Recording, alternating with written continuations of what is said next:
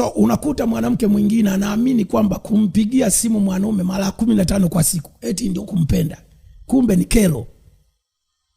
Mwanaume ana kazi. Kuna mwanamke mwingine anataka mchati asubuhi mpaka jioni, mimi sina kazi za kufanya. Unajua hata kama sina kazi nimekaa hapa kufikiria tu ni kazi. Unajua wale wanafikiri kazi ni kushika jembe. Au kubeba maboksi. Kazi hata kufikiria. Nafikiria kesho turekodi content gani? Nafikiria kuandika mashairi ya nyimbo.